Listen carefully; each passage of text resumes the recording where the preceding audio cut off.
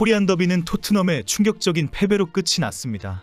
토트넘은 챔스리그 진출 티켓 마지노선인 리그 4위를 지키고 선두권 싸움에 진입하기 위해 반드시 승리해야 했습니다.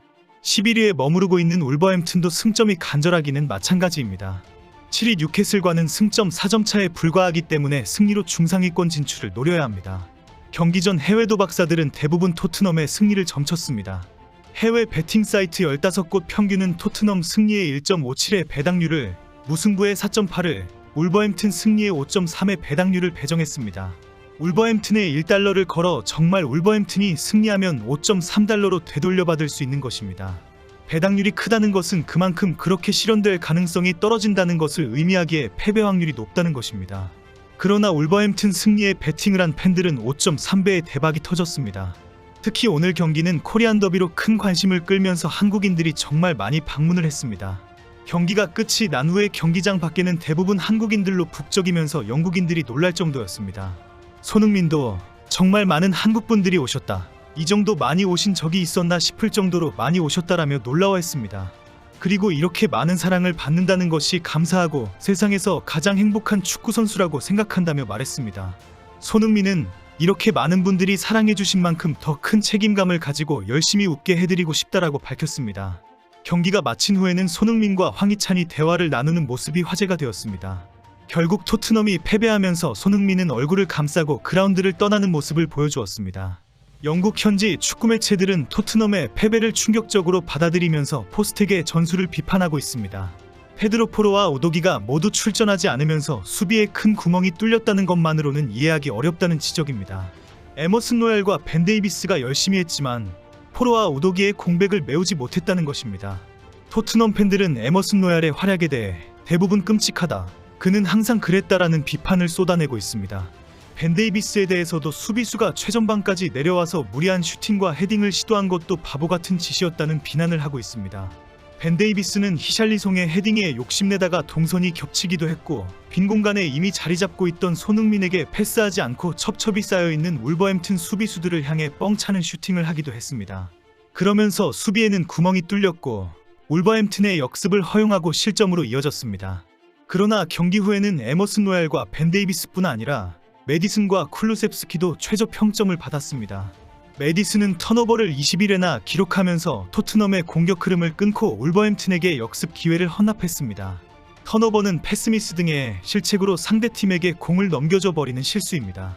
영국 매체 풋볼 팬캐스트도 메디슨은 21번 소유권을 잃었고 11번의 크로스 중 2번만 성공했다, 메디슨은 나쁜 활약을 펼쳤다라고 지적했습니다. 경기 직후 열린 기자회견에서도 메디슨의 폼은 도대체 언제 돌아오는가라는 질문이 쏟아졌습니다.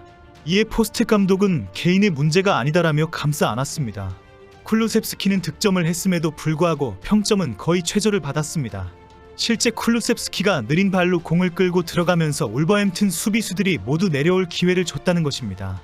원톱으로 활약한 히샬리송은 여전히 마무리가 나쁜 모습을 보여주면서 큰 실망을 안겨주었습니다. 선수들의 이런 낮은 평가와 별도로 토트넘 팬들은 포스텍 감독의 전술에 강력한 비판을 하고 있습니다. 이미 전반전에 손흥민이 왼쪽에서 고립되었고 공격수들은 슈팅 기회를 전혀 찾지 못했기 때문입니다.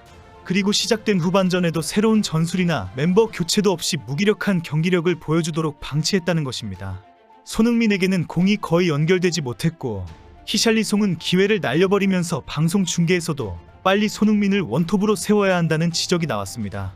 그러나 포스텍은 후반 71분에 존슨과 베르너, 벤탄쿠르를 투입하면서 쿨루셉스키와 존슨을 최전방 투톱으로 내세웠습니다. 교체를 준비하는 모습을 보던 중계진들은 모두 이제 손흥민이 원톱으로 가는 변화가 있을 것이다라고 예상했습니다. 그러나 손흥민이 여전히 왼쪽을 지키고 있는 모습에 놀라워했습니다. SNS에 손흥민이 당시 벤치에 내가 톱으로 가는 것인지 확인하는 모습이 공개되고 있습니다.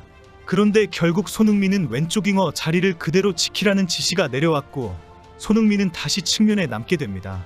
그리고 후반 85분에 되어서야 메디슨과 에메르송을 빼고 호이비에르와 로셀소를 투입하면서 손흥민을 원톱으로 내세웠습니다.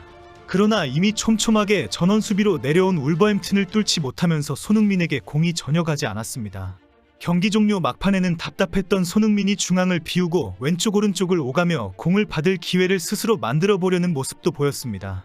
그러나 끝내 무승부 경기도 만들지 못하고 충격적인 패배를 당했습니다. 경기 결과에 대해 축구 매체와 전문가들은 손흥민을 고립시키는 전술은 이해가 안 된다라고 비판했습니다. 방송에서는 전문가들이 모두 오늘 경기는 경기 종료 몇 분 남기지 않고 손흥민을 중앙으로 옮겼다. 처음부터 손흥민이 중앙으로 가야 한다. 어떻게 하든지 공이 공급되면 슈팅을 할 수 있는 선수는 손흥민뿐이다라고 지적했습니다. 토트넘 팬들도 공개적으로 손흥민을 최전방 스트라이커로 세워야 했다고 주장했습니다. 최근 히샬리송이 득점을 많이 하기는 했지만 솔직히 마무리가 좋은 선수가 아니기 때문입니다. 특히 클루셉스키가 공을 너무 오래 끌면서 제대로 된 공격 기회를 날려버리고 있다고 지적했습니다. 토트넘의 성적은 콘테가 소니를 측면에만 고정시켰을 때 항상 최악이었다. 오늘 소니는 사이드에서 완전 고립되었다. 포스텍은 뒤늦게 골이 필요할 때 손흥민을 중앙으로 옮겼지만 처음부터 중앙에서 뛰어야 했다.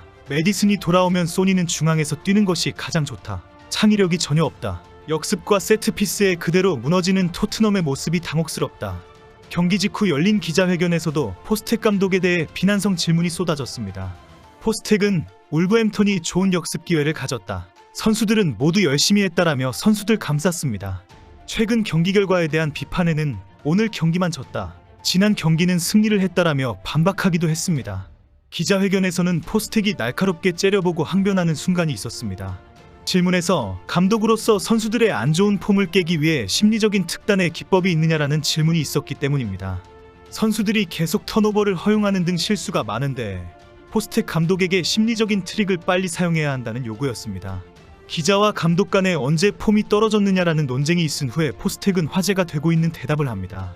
트릭은 없고 노력을 하면 된다. 나는 마술사가 아니라 축구 감독이다. 선수들은 지금까지 열심히 노력해왔고 앞으로도 계속 그렇게 할 것이다.